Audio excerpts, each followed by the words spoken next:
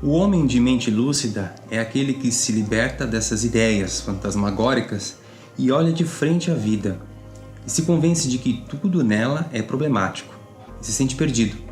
Com isso, é a pura verdade, a saber que viver é sentir-se perdido. Quem o aceita já começou a encontrar-se, já começou a descobrir sua autêntica realidade, já está no firme. Ortega y Gasset. O grande perigo que o ser humano corre na vida é pensar como se vive e não viver como se pensa. Quem não vive ou conhece a si mesmo acaba vivendo uma vida fingida, projetando seus problemas e defeitos nos outros, enfim, vivendo no mundo irreal. São essas as ideias das quais cada um de nós precisa se libertar para descobrir a autêntica realidade, que com certeza vai ser dura, mas é muito melhor uma verdade dolorida que uma mentira confortadora. Ortega y Gasset foi a figura intelectual com maior notoriedade na cultura espanhola do século XX. Ele nasceu em 1883 em Madrid, no seio de uma família burguesa liberal. Cursou filosofia e teve formação complementar nas universidades alemãs, que tinham grande ênfase nos postulados de Kant em face do idealismo de Hegel. Ele também era um estudante de Russell, pai do movimento fenomenológico. Sua vocação pedagógica foi notável porque ele estava ciente do atraso cultural da Espanha em comparação com a Europa. Entendeu bem a vocação de resgate à cultura e se tornou um farol para a sua geração. Ortega caracterizou-se em uma escrita com um estilo claro e acessível. Ele mesmo disse que a clareza é a cortesia do filósofo, um pouco que nós aqui do Superleitura procuramos fazer também com os ensinamentos dos filósofos. Ele fundou a revista O Ocidente, uma referência cultural da época. Em sua primeira obra, Meditações sobre o Dom Quixote, ele escreve: "Eu sou eu e minha circunstância, e, se não salvo a ela, não me salvo a mim." Famosa lição que falaremos com outras 5 lições. Você está no Superleituras, eu sou o Paulo Rafael. E se prepare, porque este vídeo vai abalar suas estruturas. Aviso aqueles que têm muita sensibilidade parar agora e assistir em outro momento. A filosofia é um estilo de vida, mas não uma vida qualquer, uma vida autêntica que exige esforço. Se é isso que você deseja, vá depois no primeiro link da descrição ou no primeiro comentário para conhecer o método do caos ao cosmos. Ele já ajudou milhares de alunos nossos a iniciar uma jornada de excelência. Ortega é muito crítico do relativismo. Era um homem comprometido que se importava com as questões sociais e políticas de seu tempo.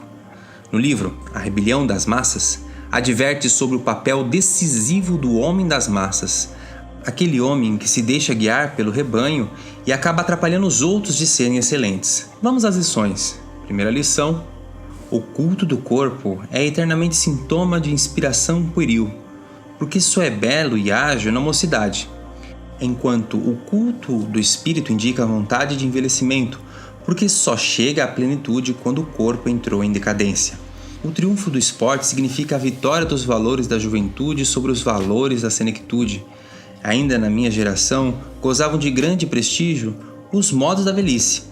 O rapaz almejava deixar de ser rapaz o mais depressa possível e preferia imitar o andar fatigado do homem caduco.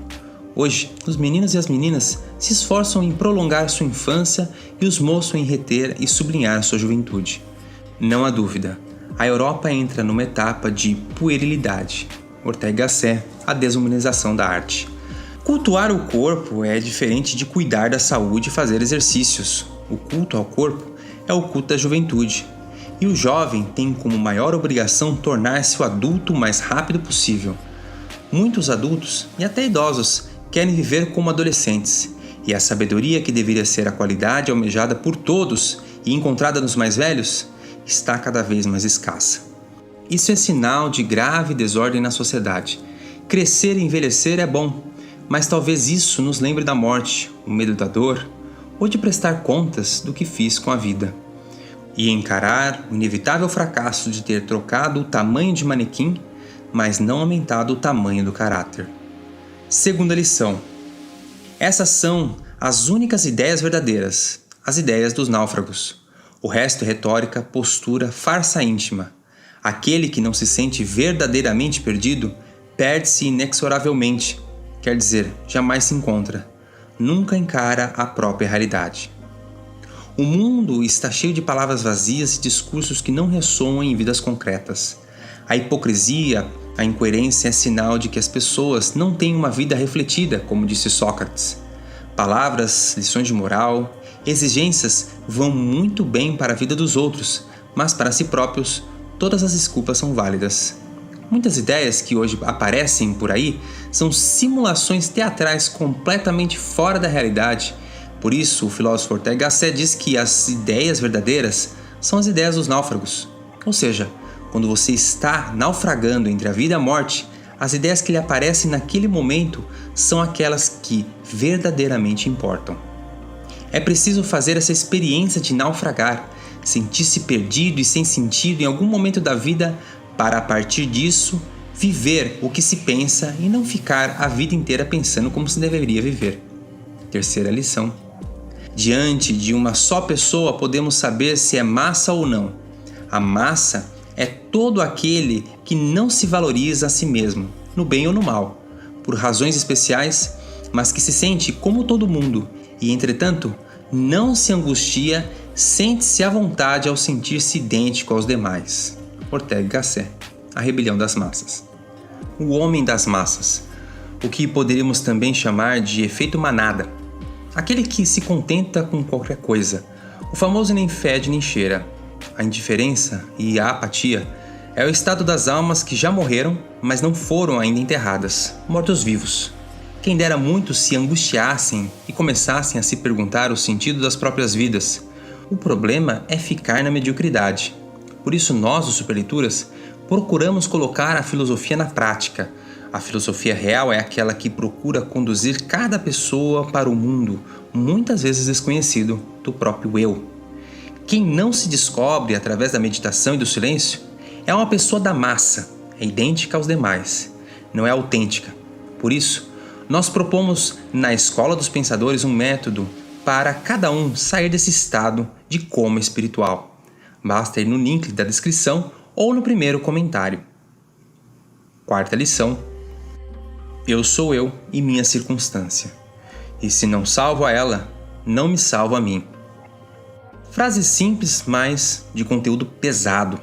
Não existe um eu abstrato isolado do mundo.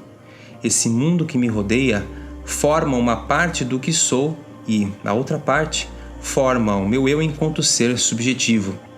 Isso significa que devo amar a minha própria existência e realidade circundante.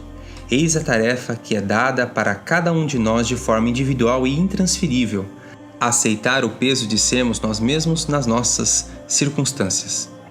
Se não bastasse sermos nós mesmos, devemos aceitar-nos nas nossas circunstâncias, ou seja, aceitar a nossa história com alegrias e tristezas, traumas e conquistas, principalmente aceitar a nossa realidade familiar. Dentro de tudo isso, temos uma tarefa: a de realizar a nossa própria vocação a partir do que se é em si mesmo. Aí mora o grande risco. Podemos falhar, e esse é o grande desafio da vida. Eu e você podemos ser frustrados. Aí nasce o medo de tentar. Não tentando, podemos criar uma desculpa, culpando os outros pelo nosso fracasso. Mas, se eu não me salvo, nesse sentido, ninguém me salva. Agora, uma frase bônus de Sêneca. Faz um esforço de memória. Quando tiveste uma resolução seguida, quão poucas vezes um dia qualquer decorreu como planejaras? Quando empregaste teu tempo contigo mesmo? Quando mantiveste a aparência imperturbável e o ânimo intépido? Quantas obras fizeste para ti próprio?